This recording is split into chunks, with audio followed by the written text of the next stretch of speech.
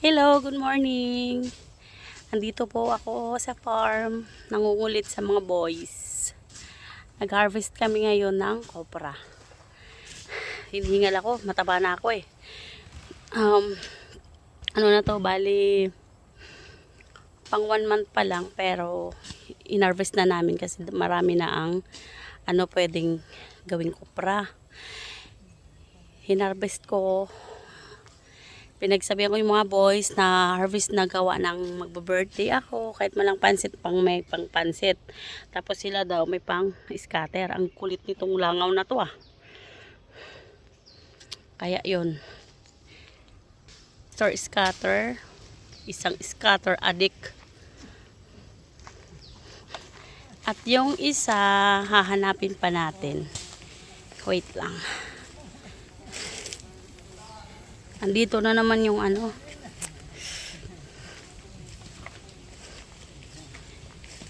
habol ng habol sa akin itong malaking bee na to ah. Aday! Yan din na lang. Yan siya yung ay, paghinay. Captured. Captured. Dali na may pasungaro. Ganun mag-harvest. Hindi na inaakyat. Hindi na inaakyat. Dinuduk-duk na lang. Tawa ka, uyam. Hindi ko alam yung Tagalog ng dinuduk-duk, ging kakangkang. Ay, kinakawit yun! Ay, salamat. May bago akong Tagalog. Kinakawit na lang yung kopra. Hindi sa amin kasi yung tawag kakangkang. Yung kakawit pala. Ha? Kinukain. Yan. Medyo madami na din kahit 1 month pa lang. Hindi pa kami nangangalahati harvest. Magkawit-kawit. Kabiti. Papakita ko sa inyo yung yung dumalami pang medyo madami-dami pa. Yung naipon na doon na imbak na nila. So, punta tayo. Tara, arat. Arat na! Medyo masukal na at gawa ng hindi grass cutter. Kasi nga, laging may bagyo sa amin. Lately. So, yung nakaraang nila, yan pa, hindi naubos yung balat ng niyog. Sa Maynila, gamit to, ayan dito sa amin, tapon na lang. Yan, yam na yung naipon nila. Naipon pa lang. Porepet na din Uncle Worm kakuan? Oh, hindi pa nangangalahati. Mga 1/4 pa lang yung na-harvest. Yan na ang ipon nila. Sa totoo lang 1 month. Yun. Sa totoo lang, bali 1 month pa lang yan. Kadalasan kasi sa amin ina-harvest pag 2 months, 3 months. Yung pinaka is 2 months. Kaso sa amin 1 month pa lang kasi hindi naman kasi lahat-lahat. Kaya yan. Medyo masukal na gawa ng ayun na nga sabi ko. Ano naman pang-asar na naman. Buno. Binunot. Yan po. Mainit.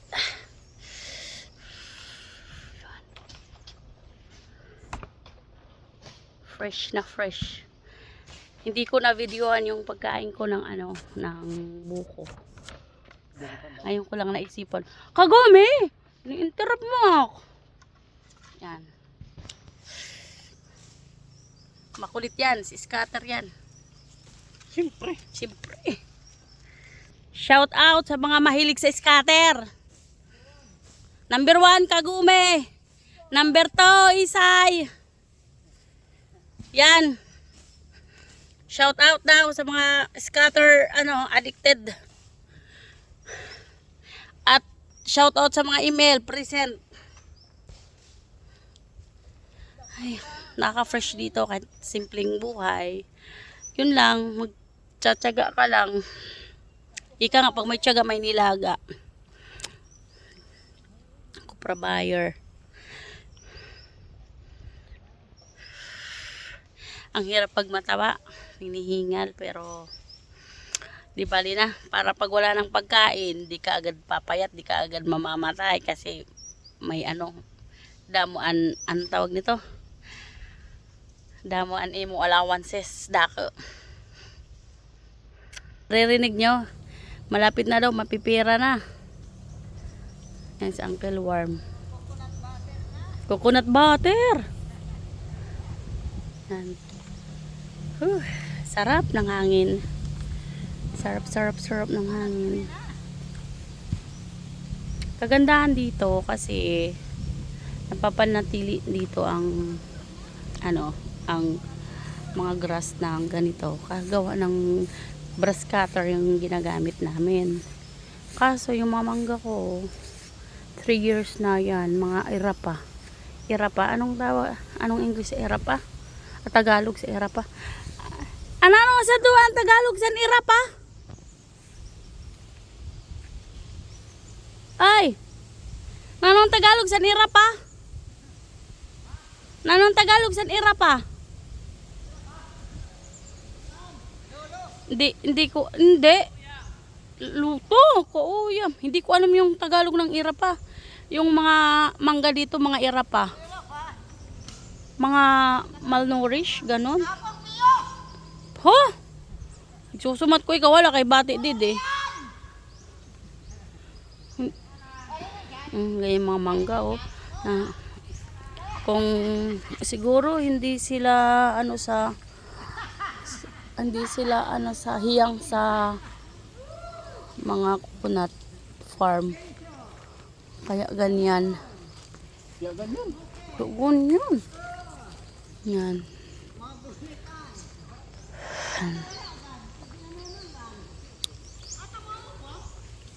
Shout out kay Uncle Worm na Marites.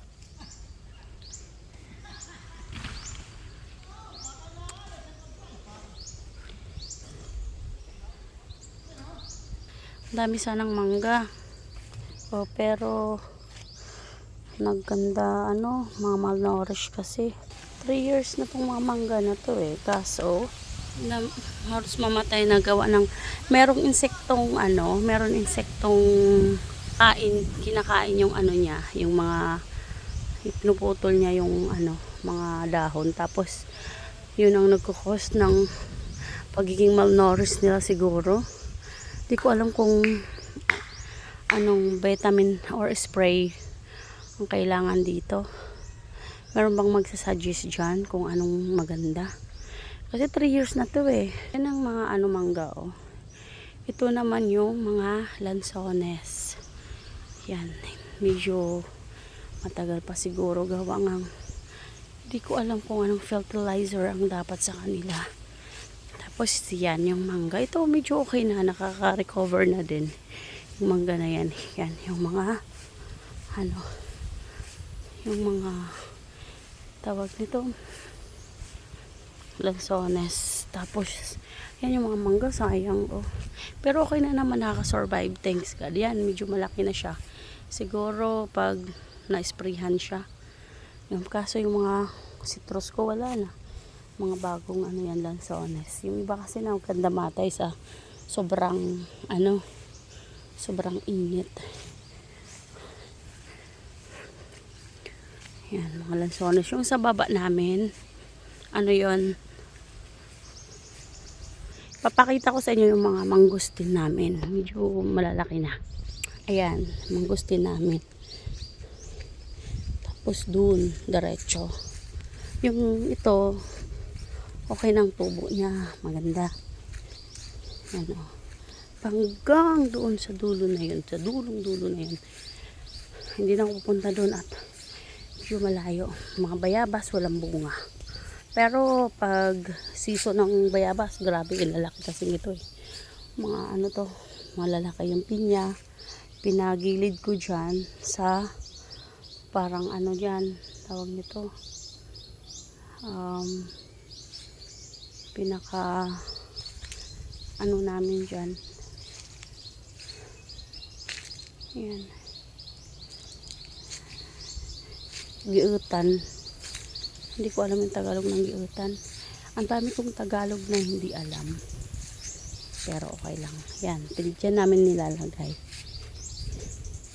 Medyo nag-iingat kami dito lalo na pag tag-init. At ang ahas dito, yung snake dito sa amin is cobra at saka yung lumilipad. Hindi ko alam yung Tagalog yun. Hindi ko kilala. Tas yung tawag nito, yung isa pang kinakain daw na ahas. Pero hindi naman lagi, may oras lang sila. So simple lang ang buhay namin ngayon dito sa probinsya, pero feeling ko mas na-appreciate ko yung life dito sa province kaysa nung nandun kami sa Maynila. Ang alam ko lang sa Maynila noon is lumabas, mag-shopping, kumain, walang ginagawa. Parang ganun lang yung routine ng buhay. Parang walang thrill. Unlike dito sa probinsya, to be honest, maganda dito. Super nag-happy ako dito. Kahit medyo mas maginhawa sa Maynila kumpara dito kasi kailangan magtrabaho. Pero alam nyo ba, mas masaya pala pag ang buhay lalo pa malapit ka sa mga family mo, kamag-anak mo, lalo kapatid mo, magulang mo, kaysa doon ka sa Maynila na oo nga, sabihin natin hindi naman totally na malaking karangyaan, pero yung buhay na napakagaan, siguro mas pipiliin ko dito. Kaya ko naman magbanat ng buto kaya kong maghirap ng magsakripisyo ng trabaho para guminhawang buhay, kaya ko naman. Yun nga lang, kailangan tiyagaan, diba? Hinihingal lang ko sa kalalakad. Mamaya na, dito muna tayo, kwentuhan tayo dito sa nila, Inimbak. Ayan, Inimbak. Lunan nila, hindi ko alam yung Tagalog ng lunan. Yung pinapalitan lang nila nito, yung pinakasahig. Kasi pag hindi nila palitan ng bago, masusunog. Mayroong tendency na masunugan sila, gawa ng super luma. Siyempre, ikaw ba naman dyan lutuin ang dami-daming doon, no? Yun sa ilalim, hindi ka maluto, diba? Tapos may tendensing masunugan pag hindi nga yun Ay, ngayon lang ulit ako nakapag-vlog dito sa farm at medyo na busy. Thank you so much lagi sa panunood.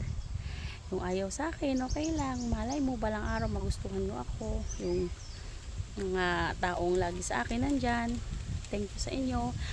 Yaan nyo, paglaang tayong lahat, nagpipray ako para sa ating lahat, mga kaibigan kong mabubuti. Bye bye, thank you.